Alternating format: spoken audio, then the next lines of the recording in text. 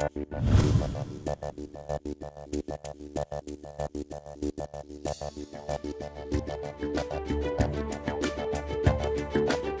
thank you for joining us today. It's been really great having you at this Cleared Job Fair. We've had over 575 job seekers come through. So we really wanted to see sort of your impression throughout the day, sort of some of the big questions that have been on job seekers' mind. You've had an opportunity to do 3 seminars today. You also did the resume reviews. And I was just wondering if there are 1 or 2 key questions that came into job seekers' mind. I think I remember sitting in on one of your sessions and someone asked what the value of coming to a job fair was. And what was your response to that question? Well, that's actually a fairly common question this time. Not so much at past ones, although it comes up regularly. And really many of the people who have come aren't really sure that those employers have jobs in there. Maybe they've been to the kind of a job fair where some of the employers do and some of the employers are just there as a community service. But I always talk to them about the fact that job fairs do play a significant role in terms of a good job search. Because at a job fair like this, where a company is sponsoring it and all the people come, had to pay to get in, had to give up a lot of time and energy of their people to be here, that they do have jobs, first of all, and it's a great source of market intelligence, way to learn more about what's going on, what are the buzzwords you want to have in your resume, and so on. So that's pretty much what I told folks today. And I know that when we've been at other job fairs, one of the big questions that job seekers ask is how often should they follow up with a recruiter, and what is the proper way to follow up after a job fair or after an interview with a recruiter? And that was a big question today. A lot of people were surprised that I suggested that they send a thank you notice right away, and that it could be done by email, but that they should really send that note out quickly. And then people ask about how often is too often? How many times can I do it? And while I always say there's not absolute certainty to that, but certainly if you remember to ask the recruiter when they expect to make a decision, and that period of time has gone by, then you can follow up. If you haven't asked that question, then contact them after 3 to 4 weeks.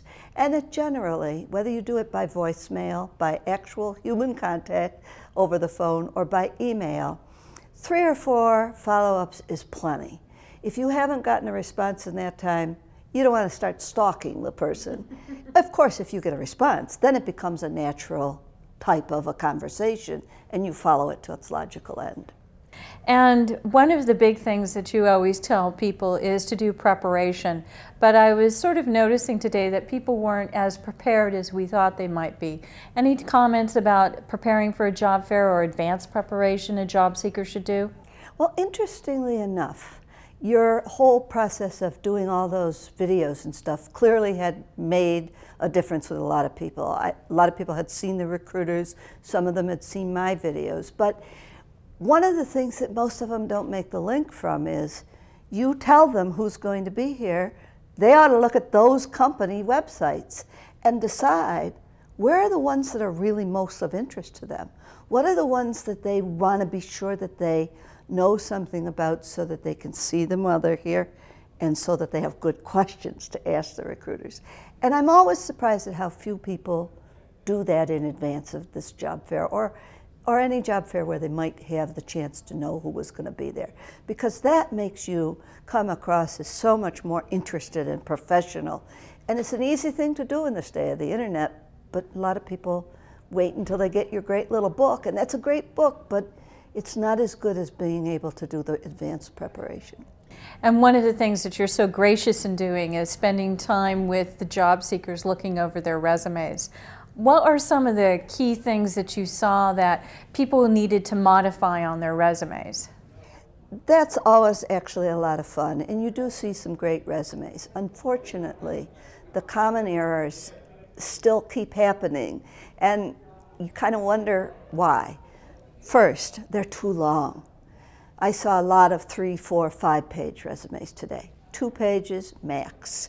It's what I tell everybody. If they want more information from you, they'll ask.